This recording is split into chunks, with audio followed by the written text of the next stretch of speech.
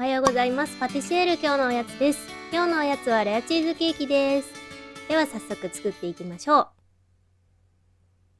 ゼラチンを牛乳に加えてふやかしていきます。粉タイプのお湯に溶けるタイプのものなんですが、このようにふやかして使うとダマなどの失敗がなく使えるのでおすすめです。よく混ぜて、あとはちょっと時間を置くようだったらラップをしておいておいてください。5分10分置いておくとしっかりふやけていきます。ふやかしている間に底生地を作っていきましょう。底生地はビスケットを砕いてバターと合わせたものですね。チーズケーキだと定番ですね。しっかりと綿棒で叩いて粉々になってきたら綿棒でこのように潰すようにしていきます。もちろんフードプロセッサーとかを使っても OK です。粉々になったら OK です。ここにレンジで溶かしたバターを加えていきましょう。レンジで1分ぐらいですね。爆発したりすることがあるので必ずラップをして溶かしていってください。ここに1つまみ塩を加えて混ぜていきます。塩を入れると味がキュッと締まって美味しくなりますね。バターが熱すぎるとここで揉み込む時にやけどしてしまったりすることがあるので十分注意をしてください。ただ冷めてしまうとちょっと型に入れるのがやりづらかったりします。手早く揉み込んで全体にバターが広がれば OK です。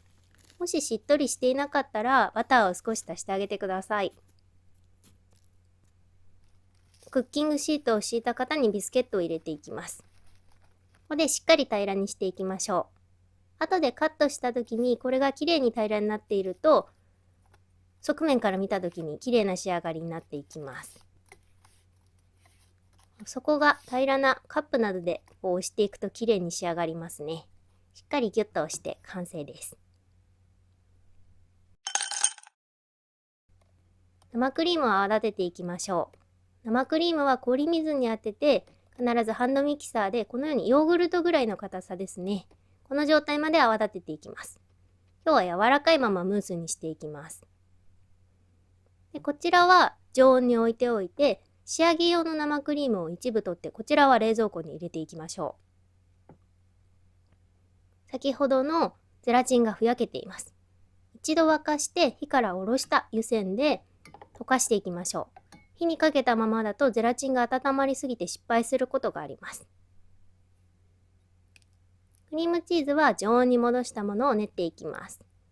今の時期だとクッキーの底生地とかですね、それを作る前ぐらいに出しておけば十分かなと思います。雪印のクリームチーズをいつも使ってるんですが、すごい柔らかくて扱いやすいんですね。30分ぐらい常温に置いとくだけで十分柔らかくなります。しっかりとゴムベラで練って、砂糖も加えてよく混ぜていきます。ここでダマをなくすっていうことがとっても大事です。チーズケーキの失敗は、だいたいダマになってしまうっていうことになるので、ここでよく混ぜておきましょう。でゴムベラでもよく混ぜて、泡立て器でも混ぜて、ダマがなければ OK です。でクリームチーズなんですが、寒い時期だとちょっと硬いと思うのでレンジにかけたりもします。その時はクリームチーズが温まってしまうと、この混ぜてるところでザラザラと水が出てきてしまうんですね。なのでクリームチーズが絶対に温まらないように5秒とか10秒とかレンジにかけるようにしてください。クリームチーズはこうしっかりと滑らかになった状態で温かくない状態っていうのがポイントです。ここにレモン汁を加えてよく混ぜていきます。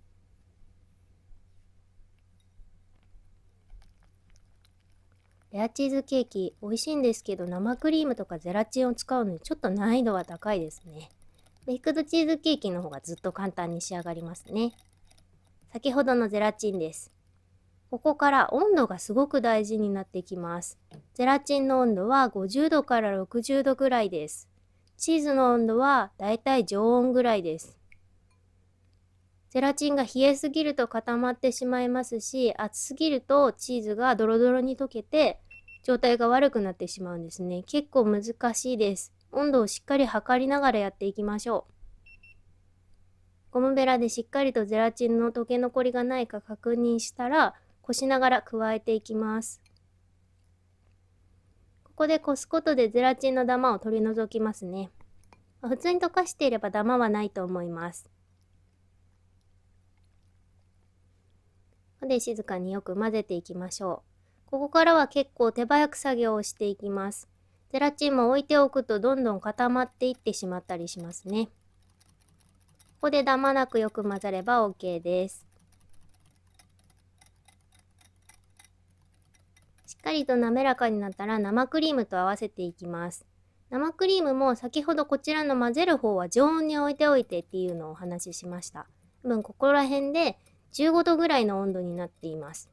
ここで生クリームが冷蔵庫から出したての0度から5度ぐらいの温度だと結構すぐにチーズクリームが固まってしまうんですね。少し常温に置いた生クリームですね、ふわっとした状態にしてここに加えていきます。下からすくい上げるようにして泡立て器で混ぜていきます。こんな感じで滑らかでふわっとしていれば OK ですね。温度管理結構大変です。気温や生クリームの泡立て具合やチーズの状態によっても結構違うので、温度も目安ですね。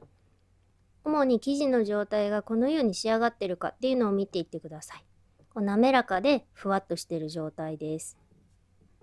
必ずゴムベラでも混ぜ残りがないようにきれいに混ぜてあげてください。艶があって美味しそうな生地に仕上がりました。ここはねちょっと難しいんですけど、何度もできるようになるまで作ってみてくださいね。できたら型に流して冷やし固めていきます。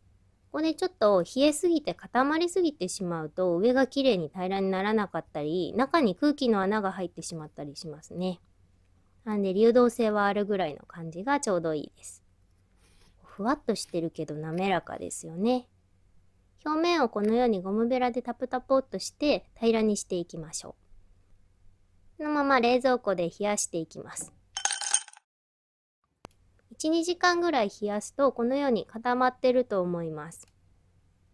なので上の仕上げをしていきましょう。先ほどの仕上げ用に冷蔵庫に入れておいた生クリームですね。ちょっと筋が出るまで泡立てていって、それを上に乗せていきます。もうここはねどんな仕上げでもいいんですけど、今日はぐるぐるっとね線を引く仕上げにしていこうと思います。ゴムベラで生クリームを伸ばしていってフォークで線をつけていきますね。なんかチーズケーキだなっていう感じの見た目の仕上げにしたいと思います。ここら辺はね絞ってもいいですし、表面はこんな生クリームではなくてレモンとかそういったものを飾ったりしても可愛いですね。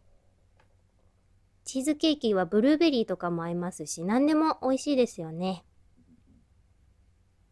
フォークで線をつけていきます。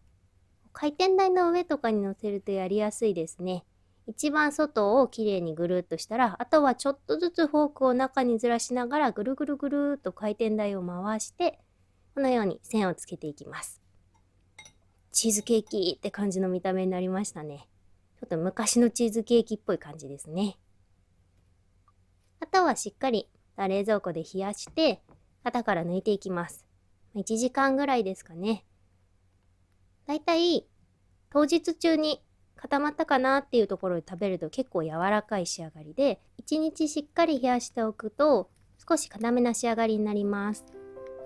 ゼラチンの量にもよるんですけど、ゼラチンはずっと固めておくとだんだん硬くなっていきますね。綺麗に仕上がっています。あとはお好みの仕上げをしてお召し上がりください。今日のポイントは生クリームの泡立て具合と温度でしたね。結構大事です。生クリームの温度やクリームチーズの温度、あとは生クリームの泡立て具合をよく見ながら作ってみてください。最後までご覧いただきありがとうございました。夏に食べたい爽やかなチーズケーキが完成しました。